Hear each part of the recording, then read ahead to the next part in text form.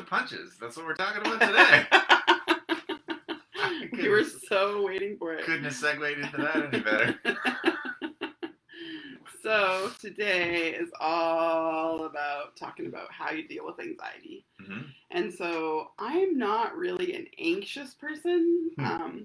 I get stressed out, but I don't really get like the anxious like build up and then where it kind of becomes like a thing where I need to like makes you physically nauseous. Yeah. So Connor deals with that. Our children deal with that constantly. And so yeah, but I do get stressed out, but I let mine build, and then just freak out. So that's kind of, or I get super sick because I haven't freaked out. But coping with anxiety and coping with change or having to like readjust and adapt to stuff on the fly can be super overwhelming. And there's kind of like a few things that you can do, especially going into the Christmas season where anxiety is high and stress is, a big thing and all the stuff going on in the world. So we as fitness professionals know that sleep is one of the big key ones that you need to have under control. So you need to be at least sleeping like 6 to 7 hours a day at minimum. And that's like a huge thing. Cause you mean at night? At night.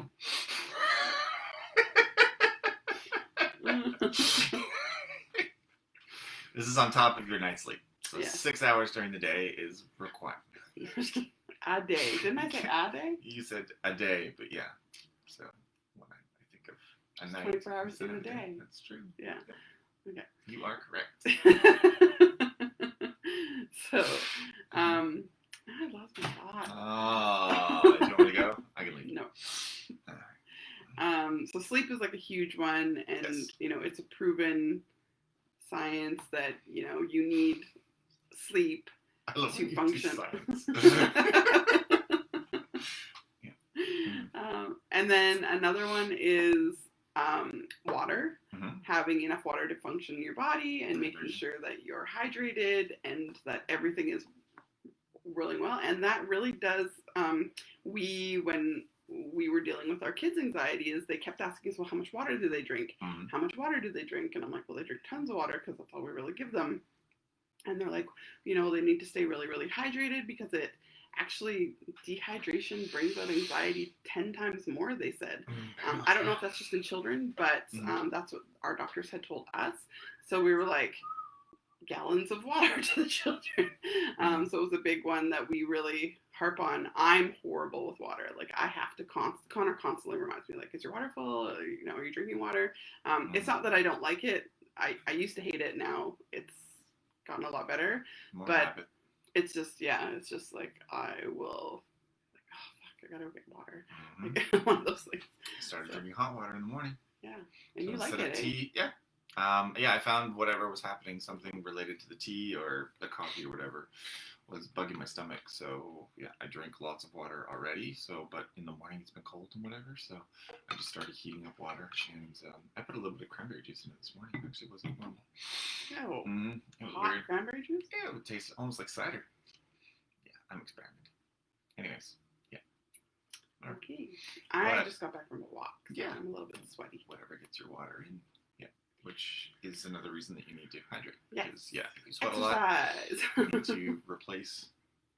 But yeah, if one of the things that if you're feeling stressed or, anxious about whatever, then yeah, moving your body, physical activity, and not necessarily a super, crazy strenuous exercise, although that is fantastic. Again, in my opinion, for me, there's nothing makes me feel better than working really hard and sort of getting that sweat on and then sort of feeling that accomplishment at the end. But even, just taking 10 minutes to go for a walk or any of that other stuff, right? For me, it's like if I'm super anxiety, I need to just have fresh air. I just need to breathe fresh air and I feel better. Especially if I've been sick. Let's just say like I had a cold or something.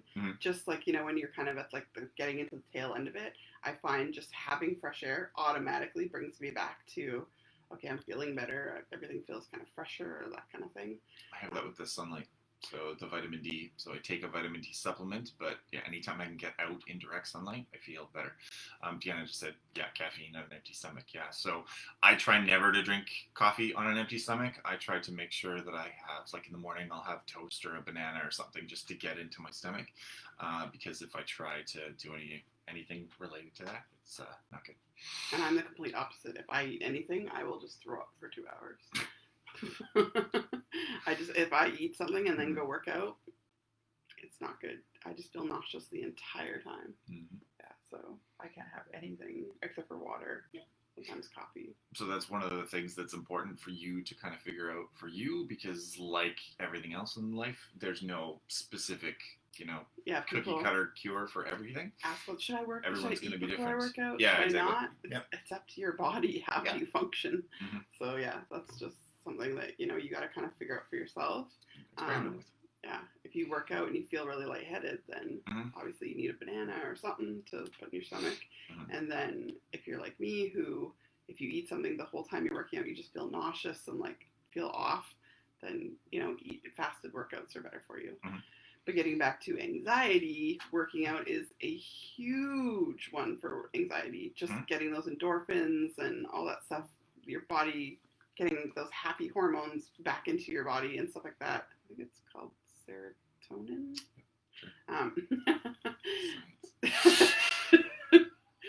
Exercise is huge, even if it's just like Connor said, like a 10-minute walk, or just getting outside for fresh air, that kind of stuff.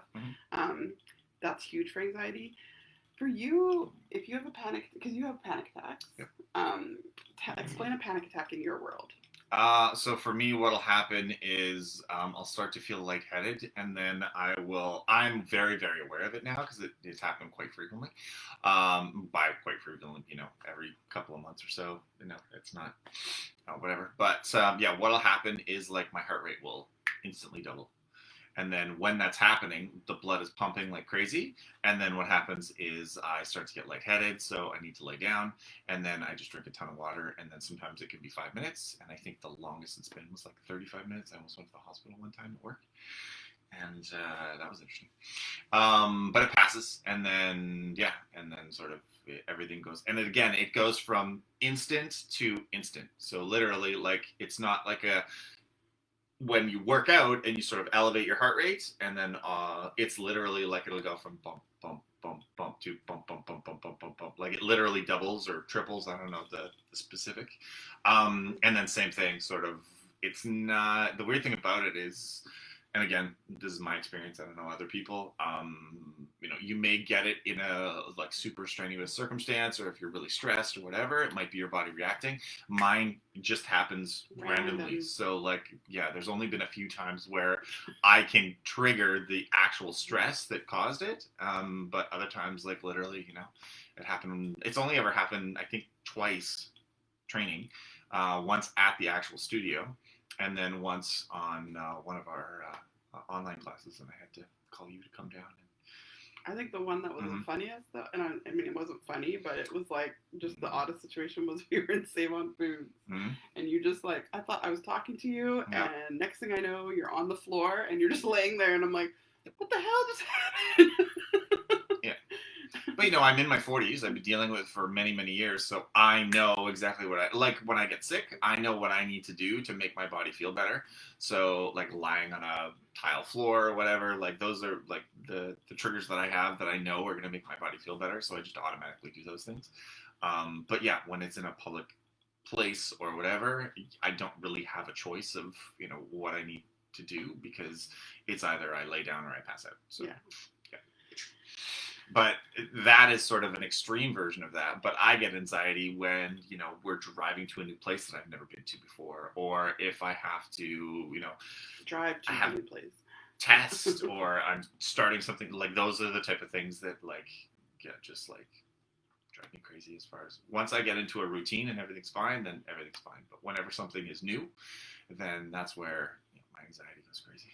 I feel bad because I don't tell you things that are new anymore. I just throw you into it. Yeah. Because I kind of don't want you to freak out. So I just like, okay, this is happening. And you're like, because I know you. So if I give you the opportunity to think about it, then I just True. don't want you to ever have that anxiety. Well, I'm an overthinker. But again, yeah, like we've learned over the years that it isn't, something that is, it's, it's biological. It's part of the makeup of my brain. And then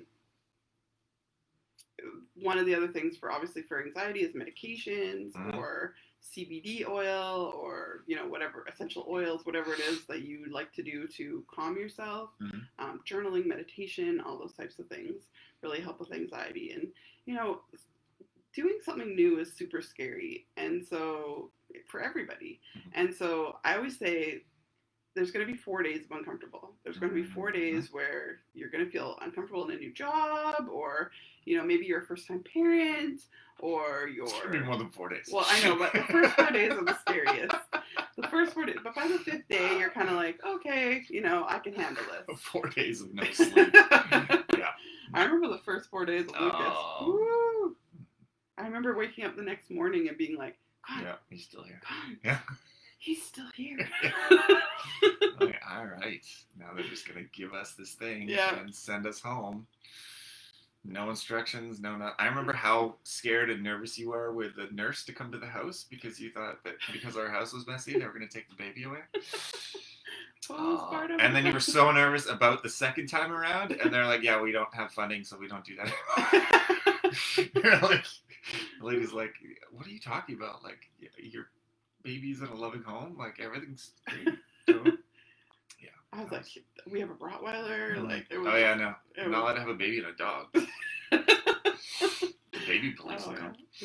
I was neurotic when Lucas was born. No, I was a little bit more relaxed. Because I kind of knew what was going to happen.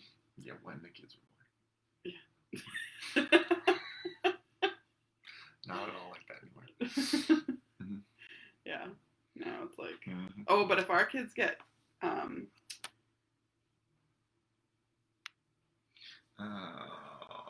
my comments are not showing up in the live. It's hard to read and use at the same time.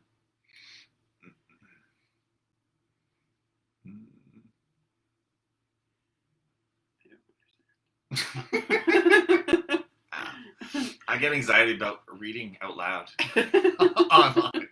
I told Janelle yesterday, she's like, oh, could you have done that live by yourself? I'm like, no. I wouldn't have been able to read that paragraph. Because... What? Why? Why couldn't you read the paragraph? What? Just don't like reading? Oh, no, I'm dyslexic. You already know this. Oh. I was like, what? Yeah. In the comments, we'll just write all the things that are wrong with me.